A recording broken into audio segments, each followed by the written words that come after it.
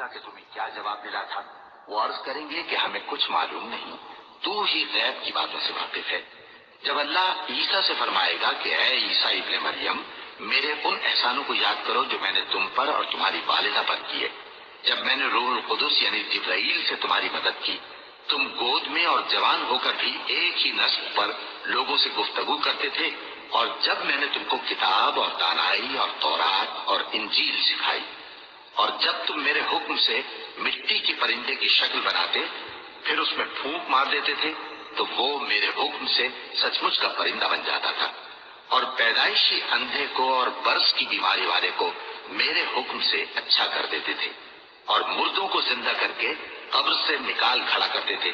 اور جب میں نے بنی اسرائیل کے ہاتھوں کو تم سے روک دیا، جب تم ان کے پاس کھلے ہوئے نشان لے کر آئے تو جو ان میں سے کافر تھے کہنے لگے کہ یہ تو کھلا جادو ہے۔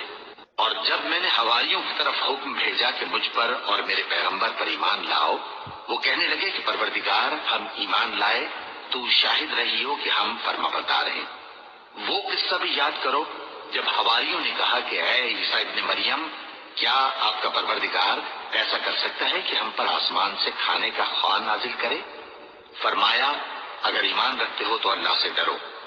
وہ بولے کہ ہماری یہ خواہش ہے کہ ہم اس میں سے کھائیں اور ہمارے دل تسلی پائیں، اور ہم جان لیں کہ آپ نے ہم سے سچ کہا ہے، اور ہم اس خوان کے نزول پر گواہ رہیں۔ تب عیسیٰ ابن مریم نے دعا کی کہ اے ہمارے پروردگار، ہم پر آسمان سے خوان نازل فرما کہ ہمارے لیے وہ دن عید قرار پائے، یعنی ہمارے اگلوں اور پچھلوں سب کے لیے، اور وہ تیری طرف سے نشانی ہو، اور ہمیں رزق دے، اور تو بہترین رزق دینے والا ہے۔ اللہ نے فرمایا، میں تم پر ضرور خوان نازل فرماؤں گا، مگر جو اس کے بعد تم میں سے کفر کرے گا اسے ایسا عذاب دوں گا کہ اہل عالم میں کسی کو ایسا عذاب نہ دوں گا۔ اور اس وقت کو بھی یاد رکھو جب اللہ فرمائے گا کہ اے عیسیٰ ابن مریم، کیا تم نے لوگوں سے کہا تھا کہ اللہ کے سوا مجھے اور میری والدہ کو معبود مقرر کرو؟ وہ کہیں گے کہ تو پاک ہے، مجھے کب شایا تھا کہ میں ایسی بات کہتا جس کا مجھے کچھ حق نہیں۔ اگر میں نے ایسا کہا ہوگا تو تجھ کو معلوم ہوگا، کیونکہ جو بات میرے جی میں ہے تو اسے جانتا ہے، اور جو تیرے جی میں ہے اسے میں نہیں جانتا۔ بے شک تو علام الغیوب ہے۔ میں نے ان سے کچھ نہیں کہا بجز اس کے جس کا تو نے مجھے حکم دیا، وہ یہ کہ تم اللہ کی عبادت کرو جو میرا اور تمہارا سب کا پروردگار ہے، اور جب تک میں ان میں رہا ان کے حالات کی خبر رکھتا رہا۔ پھر جب تو نے مجھے دنیا سے اٹھا لیا تو ہی ان کا نگراں تھا، اور تو ہر چیز سے خبردار ہے۔ اگر تو ان کو عذاب دے تو یہ تیرے بندے ہیں، اور اگر انہیں بخش دے تو تیری مہربانی، اس لیے کہ تو ہی غالب ہے، حکمت والا ہے۔ اللہ فرمائے گا کہ آج وہ دن ہے کہ سچوں کو ان کی سچائی ہی فائدہ دے گی۔ ان کے لیے باغ ہیں جن کے نیچے نہریں بہ رہی ہیں، ہمیشہ ہمیشہ وہ ان میں بستے رہیں گے۔ اللہ ان سے خوش ہے اور وہ اللہ سے خوش ہیں، یہی بڑی کامیابی ہے۔ آسمان اور زمین اور جو کچھ ان دونوں میں ہے سب پر اللہ ہی کی بادشاہی ہے، اور وہ ہر چیز پر قادر ہے۔ یہ سورہ المائدہ کی آخری آیتوں کا ترجمہ آپ نے سنا ہے۔ بہت ہی سبق آموز ہیں، اور ایک اصولی بات اللہ تعالیٰ نے بیان فرمائی ہے کہ کل قیامت کے دن اللہ تعالیٰ تمام انبیاء سے پوچھے گا کہ تمہیں کیا جواب ملا۔ پہلے اپنی نعمتیں گنوائے گا، اور پھر چونکہ انبیاء کو ہمیشہ اللہ کے ساتھ شریک ٹھہرایا جا رہا ہے تو اس انداز سے بھی پوچھا جائے گا کہ یہ جو مشرکانہ عقیدے لے کر آئے ہیں اور منسوب کرتے ہیں کہ ہمارے نبیوں نے یہی کچھ بتایا تھا، تو کیا تم لوگوں نے یہ تعلیم دی تھی؟ کس انداز سے ایک مثال کے طور پر عیسیٰ علیہ السلام کا واقعہ بیان کیا گیا کہ جب عیسیٰ علیہ السلام کو اپنی نعمتیں یاد دلانے کے بعد، اور اس میں معجزات کا بھی ذکر ہے، اور بتایا گیا کہ یہ جتنے معجزات تھے یہ میرے حکم سے ہوتے تھے، میرے حکم سے ہوتے تھے، یہ کوئی میں نے اپنی صفت نہیں دے دی تھی عیسیٰ علیہ السلام کو، بیماروں کو شفا دینے کی، اندھوں کو بینا کرنے کی، یا مردوں کو زندہ کرنے کی صفت نہیں دے دی تھی عیسیٰ علیہ السلام کو۔ اللہ اپنی صفت نہیں دیتا ہے، بلکہ یہ اللہ نے کیا تھا، اللہ کے حکم سے وہ سب کچھ ہوتا تھا۔ یہ بھی مسئلہ سامنے آ گیا۔ اور جن لوگوں کا یہ عقیدہ ہے کہ اللہ نے اپنی ایک صفت دے دی معجزانہ طور پر عیسیٰ علیہ السلام کو، وہ قرآن کا مذاق اڑاتے ہیں گویا۔ اس کے بعد عیسیٰ علیہ السلام اقرار کریں گے کہ یا اللہ جب تک میں ان کے بیچ میں رہا تو میں ان پر نگران رہا، میں ان کو صحیح بات یعنی صحیح دین سمجھاتا رہا، لیکن جب تو نے مجھے اٹھا لیا تو اس کے بعد جو کچھ ہوتا رہا اس کا مجھے کوئی علم نہیں ہے، اس کے یہ خود ذمہ دار ہیں، بہرحال تو مالک ہے، خالق ہے۔ اب یہ جرم کر کے آ گئے ہیں تیرے پاس، معاف کر دے تو تیرے بندے ہیں، عذاب دے تو بھی تیرے بندے ہیں، معاف کرے تو تیرے بندے ہیں، رحم کرے اگر تو، اور تو غفور الرحیم ہے اور ساتھ ہی حکمت والا ہے اور دنائی والا ہے۔ اور پھر جو جواب ہے اللہ تعالیٰ کی طرف سے وہاں، وہ آج اللہ تعالیٰ نے بتا دیا کہ دیکھو اس طرح جواب دیا جائے گا، کیونکہ ہر نبی سے پوچھا جائے گا۔ نبی صلی اللہ علیہ وآلہ وسلم نے کہا کہ جب میرے سے اللہ پوچھے گا، کیونکہ اللہ تعالیٰ اصولی بات بیان کر رہا ہے کہ سب نبیوں سے پوچھوں گا، اور نبی صلی اللہ علیہ وسلم چونکہ نبی ہیں ان کو بھی محسوس ہو گیا کہ میرے سے بھی پوچھے گا اللہ تعالیٰ، اور ساتھ ہی نبی علیہ السلام نے کہا کہ میں بھی وہی جواب دوں گا جو میرے بھائی عیسیٰ ابن مریم کا جواب ہے، کیونکہ جو وہاں جواب دیں گے عیسیٰ علیہ السلام وہ اللہ تعالیٰ نے اپنے علم سے اپنی قدرت سے آج ہمیں دنیا میں بتا دیا کہ عیسیٰ علیہ السلام کہیں گے کہ اے میرے اللہ، یعنی جو میرے اوپر انہوں نے الزام لگایا ہے، مفہوم اس چیز کا میں بیان کر رہا ہوں کہ میں اللہ کا بیٹا ہوں یا اللہ کے ساتھ شریک ہوں، میں نے تو اس کا کبھی گویا تصور بھی نہیں کیا تھا، میرے جی میں بھی یہ بات کبھی نہیں آئی تھی، کیونکہ میرے جی کے اندر جو باتیں آتی ہیں وہ تو جانتا ہے، اور تو اس بات کو یہ نہیں جانتا ہے کہ یہ بات تو میرے جی میں بھی کبھی نہیں آئی تھی، سوال ہی پیدا نہیں ہوتا۔ اور اب تو کیا فیصلہ کرنے والا ہے، تیرا کیا حکم آنے والا ہے، یہ تو کوئی نہیں جان سکتا، میں نہیں جانتا ہوں، عیسیٰ علیہ السلام نے کہا۔ تو اللہ تعالیٰ نے کہا کہ عیسیٰ آج یعنی عدل کا دن ہے، آج فیصلے کا دن ہے، اللہ غفور الرحیم ہے ضرور، وہ حکیم اور دانا بھی ہے، لیکن مسئلہ یہ ہے کہ جس امتحانی نقطہ نظر سے انسانیت کو پیدا کیا گیا تھا کہ دنیا کے اندر اس سچائی کو یہ مانیں گے کہ اللہ کے علاوہ کوئی معبود نہیں ہے، اسی کا امتحان تھا۔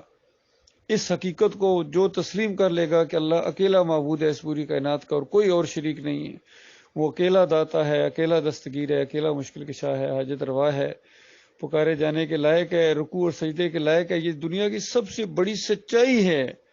اس کو جو لے کے آئے گا دنیا سے، یہ دنیا میں ملنے والی چیز، اب دنیا تو ختم ہو گئی، اب تو وہ لی جا نہیں سکتی ہے،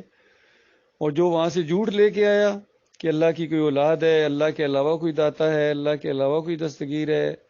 اللہ کے علاوہ بھی کوئی سجدے اور رکوع کا مستحق ہے، اگر یہ وہاں سے جھوٹ لے کے آیا، ایک نبی پر الزام لگا کے آیا کہ ایک نبی نے دوسرے نبی کو سجدہ کیا، یہ والا موقف لے کے آ گیا، تو اب واپس نہیں جا سکتا ہے۔ اب جو ہے سچوں کو ان کی سچائی کام دے گی، اس لیے میرے پیارے بھائیوں ہم کہتے ہیں اللہ کے بندو سچوں کا ساتھ دو، کیوں جھوٹوں کے ساتھ کھڑے ہو، چھوڑو ان جھوٹوں کو ورنہ مارے جاؤ گے تم، سچوں کا ساتھ دو جو اس ایمان خالص کے اوپر ہیں، توحید کے اوپر ہیں، رد شرک کے اوپر ہیں، اصلی مومنوں کی جو جماعت ہے سبیل المومنین، اس کو انہوں نے ایک لمحے کے لیے بھی نہیں چھوڑا ہے، ان کا ساتھ دو، ان کے ساتھ مل جاؤ، تو یہ سچائی ہے۔ اس کا ساتھ دینے والے انشاءاللہ بچ جائیں گے، اور اسے علیحدہ رہنے والے یا اس کو چھوڑ کر جانے والے اپنے انجام کو پہنچیں گے۔ تو اس کے بعد بتایا کہ جو سچائی لے کر آیا ہے، ایسے مومنوں کے لیے اللہ تعالیٰ نے ایسے ایسے محلات تیار کر کے رکھے ہوئے جن کے نیچے نہریں بہ رہی ہوں گی، سب کچھ اللہ تعالیٰ ان کو دے گا، نعمتیں دے گا، جو وعدے ہیں سارے ان کے ساتھ پورے ہوں گے، اور جو یہاں سے جھوٹ لے کے جائے گا، شرک لے کے جائے گا، وہ مارے جائیں گے۔ تو اللہ کے بندو یہ ایک بیان ہے قرآن کا، اور کتنی سچی بات ہے، کتنی سادہ بات ہے، سمجھ میں آنے والی بات ہے۔ ہر دور کے اندر مشرکین نے اپنے انبیاء پر الزام لگائے ہیں کہ انہوں نے ایسا شرک کیا تھا، انہوں نے بھی کسی اور کو پکارا، کسی اور کے نام کی دعائی دی، کسی اور کو رکوع اور سجدے کی اللہ کے علاوہ، اور پھر نبی کو نبی کے سامنے سجدے کروانا، یہ تو جہالت کی انتہا ہے، قرآن کا مذاق ہے، نبیوں کا مذاق ہے، نبیوں کی دعوت کا مذاق ہے۔ ایسے لوگوں کے لیے اللہ تعالیٰ نے سورہ الکہف کے آخری رکوع کے اندر بڑی ڈرا دینے والی بات کہی ہے، اور کہا کہ افحسب الذین کفروا ان یتخذوا عبادی من دونی اولیاء، کیا گمان کیا ان کافروں نے کہ مجھے چھوڑ کر میرے بندوں کو اپنا کارساز سمجھیں۔ اور نبی علیہ السلام کی ایک حدیث بھی ہے کہ لعن اللہ الیہود والنصارى اتخذوا قبور الانبیاء والصالحین مساجدا، ان یہود و نصارہ کے اوپر جو پچھلی شریعتیں گزری ہیں ان میں سے جن کے اوپر اللہ کی لعنت پڑی ہے، جانتے ہو کس وجہ سے پڑی ہے؟ مسلمانوں کو ڈرایا جا رہا ہے، سمجھایا جا رہا ہے کہ ان کے اوپر اللہ کی لعنت پڑی تھی جنہوں نے اپنے انبیاء اور صالحین کی قبروں کو سجدہ گاہ بنا لیا تھا، جنہوں نے نبیوں کو سجدے کیے تھے، ان پر اللہ نے لعنت کی ہے۔ یہ کہتے ہیں پچھلی شریعتوں میں جائز ہوتا تھا۔ اللہ فرماتا ہے اپنے نبی کے ذریعے پچھلی شریعتوں میں جنہوں نے سجدے کیے ہیں نا، ان پر اللہ نے لعنت کی تھی، نہیں سجدہ کرنے کی وجہ سے منع کیا تھا اللہ تعالیٰ نے، ایسا نہ کرنا، یہ ظلم نہ کرنا۔ تو یہاں فرمایا کہ یہ وہ لوگ ہیں یعنی جنہوں نے انبیاء کی دعوت کا مذاق اڑایا۔ اولئک الذین کفروا بآیات ربہم ولقائہ فحبطت اعمالہم فلا نقیم لہم یوم القیامۃ وزنا ذلک جزاؤہم جہنم بما کفروا واتخذوا آیاتی ورسلی ہزوا۔ یہاں زور دیا گیا ہے کہ یہ ان کو جہنم کے اندر جو ڈالا جائے گا اور ہمیشہ کی آگ میں رکھا جائے گا، یہ کس وجہ سے؟ انہوں نے فرمایا میری آیات کا انکار کیا، میرے رسولوں کا مذاق اڑایا انہوں نے، بے ایمانوں نے۔ رسولوں کا مذاق اس سے زیادہ نہیں ہو سکتا ہے کہ یہ کہا جائے کہ رسول بھی دوسرے رسولوں کو، نبیوں کو سجدے کیا کرتے تھے۔ کتنا مذاق اڑایا اس مفسر قرآن نے، دعوت القرآن والے نے، محمد حنیف صاحب نے۔ اللہ تعالیٰ ان کو توبہ کی توفیق دے مرنے سے پہلے، ورنہ جو شرک پر مر گئے بس کہانی ختم ہو گئی، اللہ کے بندوں واپس نہیں آ سکو گے۔ اسی وجہ سے ہمیں ہمدردی ہے، ترس آتا ہے تمہارے اوپر، اور اللہ کا چونکہ حکم ہے کہ ان کو بتاتے رہو، سمجھاتے رہو، احساس دلاتے رہو، شاید کہ یہ پلٹیں، ورنہ ہمیں کوئی ضرورت نہیں تھی تمہیں بتانے کا۔ ہم حالانکہ تمہاری گالیوں برداشت کرتے ہیں، تمہارے الزامات برداشت کرتے ہیں، کتنے پروپیگنڈے کرتے ہو، بدنام کرنے کی کوشش کرتے، اس سے کچھ بھی نہیں ہوگا یقین کا، سوائے اس کے کہ تمہارے گناہ اور چڑھیں گے تمہارے اوپر، اور ہمیں انشاءاللہ خوب نیکیاں ملیں گی۔ اللہ تعالیٰ ہمیں بہت نوازے گا۔ جتنا کچھ ہمارے خلاف پروپیگنڈا ہو رہا ہے ہر لیول پر، کتنی باتیں تو ہمیں تھوڑی بہت باتیں معلوم ہیں، کتنی باتیں تو یہ نہیں، میں سمجھتا ہوں 99.9 باتیں تو ہمیں معلوم ہی کوئی نہیں ہے کہ کس طرح پروپیگنڈے کرتے ہیں۔ تھوڑا سا جو ہمیں معلوم ہے اس پہ بھی ہمیں کوئی پرواہ نہیں، ہم کسی لان تان کرنے والے کی پرواہ نہ کریں گے، اس معاملے میں کسی کی ہم دونس میں نہیں آئیں گے، کسی کی لالچ میں نہیں آئیں گے۔ ہم تو اپنے مالک کے اوپر ایمان لا چکے ہیں، اور اللہ نے ہمیں راستہ دکھا دیا ہے، توحید کا راستہ، ایمان کا راستہ، رد شرک کا راستہ، کفر بالطاغوت کا راستہ۔ اب ہمارے مالک الخالق نے صرف ایک مطالبہ ہم سے کیا ہے کہ دیکھنا، جماؤ دکھانا، جماؤ دکھانا، اپنی پختگی دکھانا، اس کا امتحان ہے میرے پیارے بھائیو، پختگی کا امتحان ہے۔ اللہ تعالیٰ غور و فکر کرنے کی توفیق عطا فرمائے۔